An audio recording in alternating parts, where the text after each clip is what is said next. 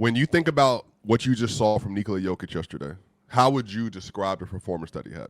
So basketball to me is art, and he is one of the greatest artists I think we've ever seen. I think it's come to the point now for me where watching him is poetry, and it's actually invoking like an emotional response because in a world where we're living in highlight culture, when people are living above the rim, putting people on posters, and we're obsessed with those things, there's a guy here that on most nights doesn't jump higher than a piece of paper, and he's making genius look routine. And this is the second straight season where this guy's going to average a triple double. And I've made this point before. If you want to win the MVP, you have to do something historic. And that's exactly what this guy is doing. And I think, honestly, when we look back at some of these seasons that he's having, that he's putting together, and if we don't reward it, I don't think we're going to be able to live with ourselves. And I just have no words, man. I tweeted this yesterday. Watching this guy is, to me, like a spiritual experience now. I've never seen anything quite like it. He is going to retire as probably the greatest player that casual fans have never fully appreciated. And if you're someone that never fully appreciated Kobe, if you're someone that never fully appreciated LeBron or Steph, I beg you, please do not make the same mistake with Nikola Jokic, man, because what we're seeing now is one of the greatest peaks in NBA history. So that's all I got to say about him at the moment, man. It's insane. It's absolutely insane. Hey, the dude could play some basketball, and I think we all know that. I think sometimes I think myself. I speak for myself. Sometimes I get caught up in nitpicking about things that aren't perfection, and I think that would be wrong to do today. I mean, the dude is he's amazing on that offensive end of the court, man. He can do everything. Um, it's almost unfair. It's almost unfair. And to your point, Damien, I think we will be wrong to not embrace that and make sure that we appreciate what Jokic is doing right now and just keep watching and keep loving basketball. I mean, he can turn people to fans of this sport because of the reasons you said. He's not a super athlete. He's not a high flyer. He's not super fast. He's not Steph Curry with the shot, but he's still so impactful. And to people that don't really maybe don't love basketball or just watch it for the wrong reasons, I think this is a guy that you should pay attention to, and he can convert you into a basketball fan. I mean, Nikola Jokic is amazing. Amazing is the only word I could think of. And just for the chat, because yesterday at my show, I called the Jokic haters at this point. I called them cave goblins because they come out like, of the darkest corners of NBA Twitter and like the chat, and they're like, "Why are y'all glazing?"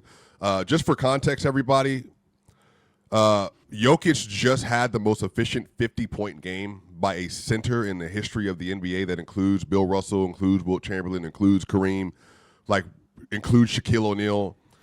And he did this versus Mars people that we call Jokic stoppers. Zubac and Brook Lopez are the ideal center tandem to guard Jokic. And the Clippers, they got Brook Lopez to make sure that they have a 5 on the court all time that's at least a good big defender. And they did this with intention because of the series they have lost to Jokic. And so then the way they respond, the Nuggets, is they then say, cool, bet. We're just going to put really good help around him this year. And I think Tim Hardaway Jr. has a big deal in that.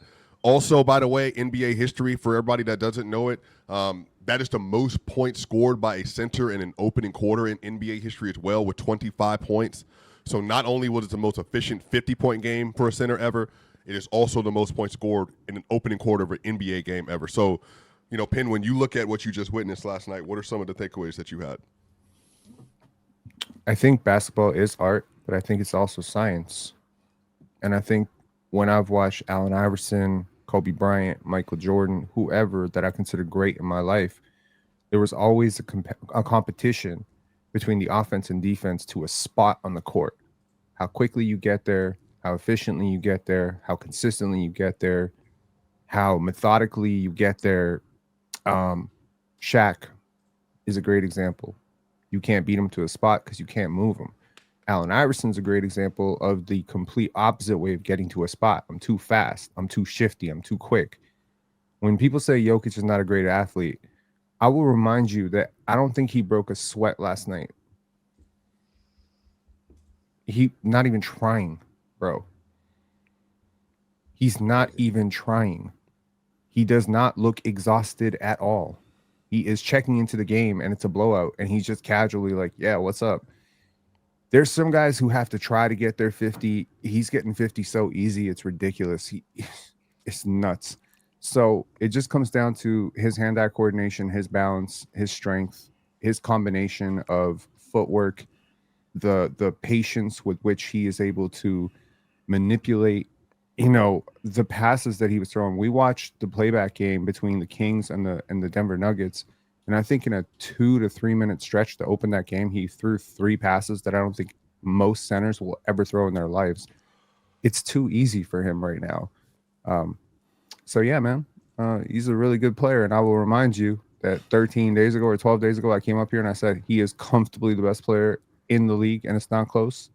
Yeah, that's what we're seeing here. Can we please reel it in a little bit? Please, just Why, a little bit. Ox, why do you feel like people have to at this point? Swiper, come No, on. I'm asking legitimately. Come on. Same guy who was saying Domas is giving him work. We watched playback together, and then you had a dentist appointment at 10 o'clock. I didn't say he was better or anything, but I was just telling the truth. He was giving him work at the beginning. No big deal. That's okay. Swiper just talked about in the opening quarter. I can talk about an opening quarter too, can I? There's nothing wrong with that. What I said was completely true about that first quarter. DeMontis was cooking him in the first quarter. There's nothing wrong with me saying that. That doesn't make DeMontis better than Jokic.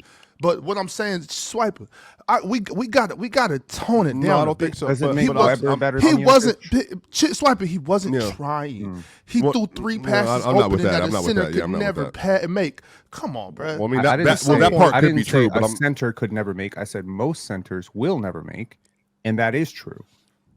Yeah, that is true. But I think Ox, and let me, and this is Mars. This is a key for you as well here, because I do think it matters that right now, if the audience can see that, if you can't, let me, zoom in a little bit to make it a little bit easier for everybody. Can people read that, y'all? Can y'all read that for the most part? Okay.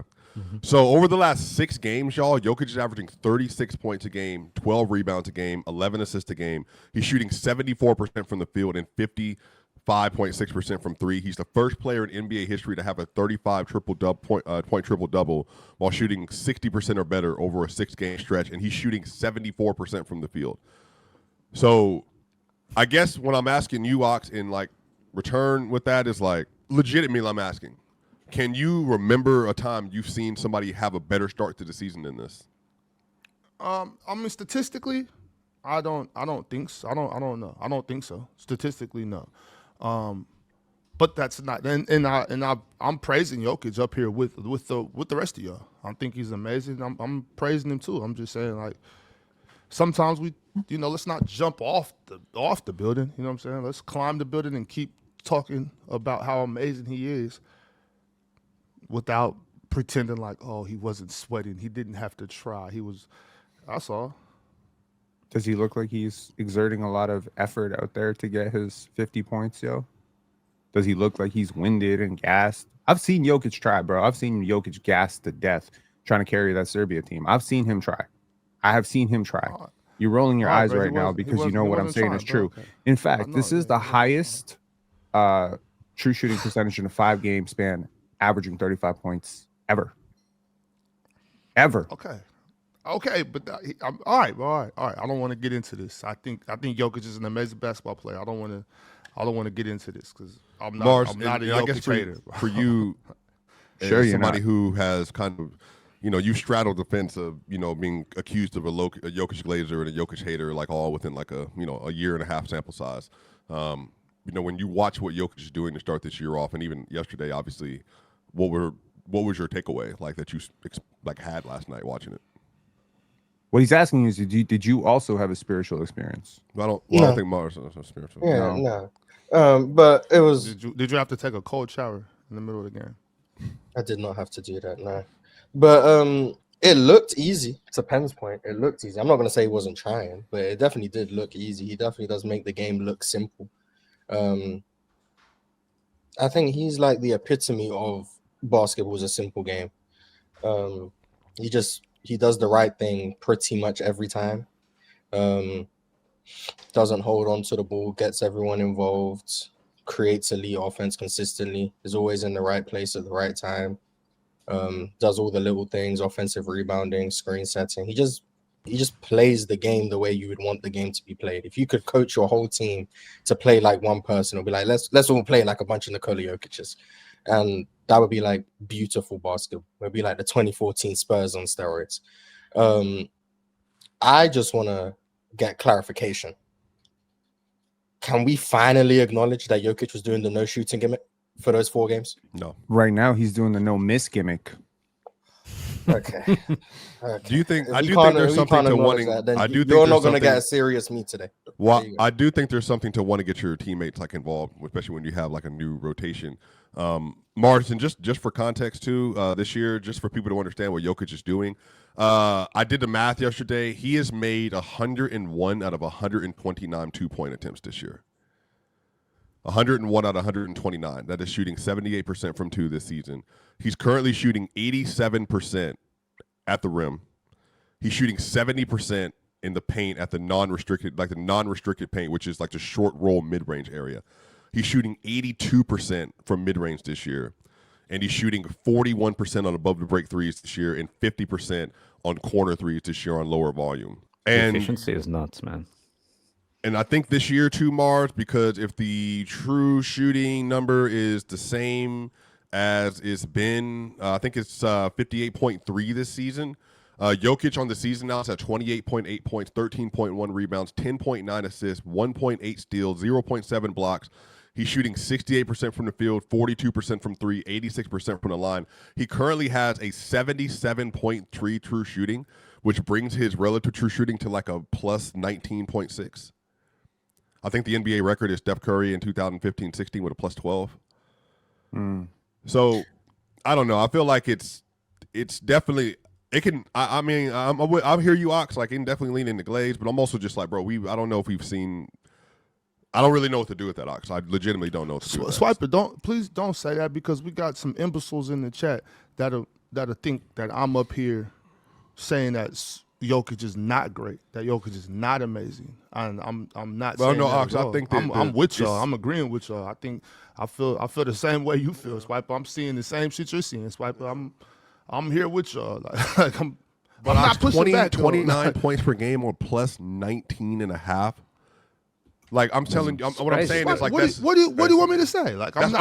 I'm saying it's unfathomable. Like it's legitimately unfathomable that somebody is scoring that well. What I'm saying, it's literally not only never happened. This is like shattering what we previously the best scoring peak we've ever saw in a season is. I would say is the Steph Curry season relative to the shot diet and all that. Swipe it. All these numbers, right? It's a lot of numbers. Obviously, true shooting, effective field goal percentage, quarters, whatever. But a simple way to understand the dominance of the last 8 days is to put it this way: there's only one player in NBA history who has had a 50-plus point game, a 30-15-15 game, and a 25-plus point game without shooting a single free throw. Shout out Jake Quinn. That's the only player in league history who has ever done that in the same season. And he did that in an 8-day span. So when you consider all the players throughout league history who could have done things like that, considering Russell Westbrook, Shai Gilgeous-Alexander, Michael Jordan, Kobe Bryant. I mean, there are a lot, right? Maybe Kobe Bryant not getting 15 assists and 15 rebounds, but it's a crazy amount of value to provide offensively and defensively. And I think at this point, people are just nitpicking to nitpick, because we would like to believe now that we are so far removed from it that Michael Jordan did not have his haters. We would like to believe that people didn't call Shaq fat and lazy. We would like to believe that people didn't call Allen Iverson inefficient and a chucker, and that they didn't say the same thing about Kobe being a bad teammate. We would like to believe that there was a consensus around how good Magic Johnson was, but people called him Patrick Johnson. All the greats have haters, is what I'm saying. All the greats. All the greats, even the mega greats, even the ones whose legacy today is unquestionable, had mega haters. People who thought they were overrated, people who thought that their stats were fake, people who thought they were system players. Kawhi Leonard, when he was traded from the Spurs, there was a large contingency of people that said, wait till you see him outside San Antonio. He's a system player. Greatness is not always obvious. And I think you have gone about it by throwing the numbers at people and saying, look at the numbers relative to, like I've said, look at his paint efficiency relative to Shaq. Look at his passing efficiency relative to Magic. Like, we're talking about the same player here. But people will always say, but he got clamped by Alex Caruso. So yesterday I typed out a Jokic hater manifesto. Would you like to hear it? This is what I think that the people should go to if they want to hate on Jokic. And I think it's a very effective argument. So here's the Jokic hater manifesto. Number 1, bring up his rim defense. Don't bring up the steals, the deflections, the defensive coordination, rim deterrence. Don't bring it up. Just bring up straight up blocks. He doesn't block the shot. 2, anecdotally, bring up Alex Caruso locking him up in the playoffs. Number 3, make fun of analytics. Call it El Basketball. Make fun of box plus minus. Point to the invalidity of defensive box plus minus. How could he ever be better than Wemby or Alex Caruso defensively in that sense? Number 4, compare him to some ridiculous big from a past era and say he would never, ever be able to be as good as that player. I suggest Patrick Ewing or Alonzo Mourning or Dikembe Mutombo, one of those guys, or Chris Webber. Ox, you can bring that up. Number 5, call him fat. Call him fat or unathletic. Say he moves like molasses. Number 6, imply that he stat pads or that his assists are fake somehow. Shout outs to Kendrick Perkins. Number 7, defer credit from him and gift credit to his teammates for being so good and carrying him. Number 8, imply that it doesn't matter because it's not the playoffs, and we all know that he's had some bad playoff moments. Number 9, randomly mention that Giannis is better, Luka, Wemby, and SGA are on the same level. Pin, you are absolutely cooking Jokic right now. Absolutely. That is the hater manifesto. Go to it. That's your playbook. I read your playbook, and cool. But Swappert, I think to your point about the league starting so incredibly well, I think especially the first 2 games, Wemby was like this new shiny toy that we'd never seen before. And I think sometimes we can get bored with greatness, but really like Jokic, Giannis, and these guys really did start the season like this too. And I think when we're talking about like the efficiency stuff is absolutely not lost on me. I know it's nerding out a bit, but it's not lost on me because I think the difference between good and great players is usually efficiency. But when we're talking about all-time peaks or all-time greatness, the type of efficiency that Jokic is operating in right now is sort of uncharted waters. So that's where I think the efficiency is taking me to places where I'm like, this is definitely the highest peak or one of the highest offensive peaks we've ever seen. And I think the numbers are backing that up. Yeah, and I think, Penn, you're probably even a little bit more caught on this than I am. Because I think for me, I'm just kind of like, at this point, I just expect it. I think Jokic has gotten overglazed for a lot of people, and this is why the chat is so reactionary, and a lot of people are so reactionary that they're like, I don't want to hear about it anymore. But, man, I think at this point, I just think you just got to not care, bro. Like, it's just – I don't. But I think the issue is that what I will say, Ox, too, the thing that surprised me about this Nuggets team, they're number 2 in defense right now, and they're 11 games in the year. Like, I don't know if that lasts, but I mean that's their defensive effort. The Clippers shot super well yesterday in the first half. They were going crazy. They lost 5 straight games, so they're trying to get like their win streak, going and all that stuff. I think the issue is like I'm curious to see how long they're able to maintain like a 109 level defense, which is obviously like substantially better this year. I mean they're currently second in net rating. The OKC, I think they're like a plus 13.5. I think OKC is like a plus 14.4 or something ridiculous. Like, OKC, by the way, has a 103 defensive rating on the year, just for people to understand. Like they're on the path to breaking all defensive metrics that we've ever seen in the sport. Yeah. But yeah, man, go ahead. Well, I'm just saying like the roster construction from Denver this year, I think most of us were on board with that, like what they were doing during the summertime. Yeah, most of us were. Some of us were not. Yeah, I was. I mean, I'm super high on Denver as a whole unit. I was high on them last year. I mean, you know, I think that if Aaron Gordon was healthy, that they win the championship last year. I mean, we had this conversation, so I'm still high on them as a team. I don't think we can deny what they're doing up in the Mile High. I think, you know, they put together a great basketball team. Once again, yes, I think MPJ is better than Cam Johnson, but I can see where Cam Johnson fits into this team. You know what I'm saying? That's the beauty of the art of basketball, the science of basketball. I've called it a religion myself. You know what I'm saying? That's the beauty of it. The better player is not always better for the team. You know what I'm saying? I think even getting Bruce Brown back, Tim Hardaway, obviously J-Val, who a lot of y'all, you know, aren't very high on, I think is great for this basketball team. I think that Swipe, I think y'all did a great job with this team, and I think it's fair to say that they should be the favorites this year. I don't think OKC can beat them healthy. I don't think they could have beat them healthy last year, and I don't think they can beat them healthy this year. It's the player choice way. Yeah, them boys don't get it started. The player choice way. You're the player choice way. Comments wish lanes into the player choice way.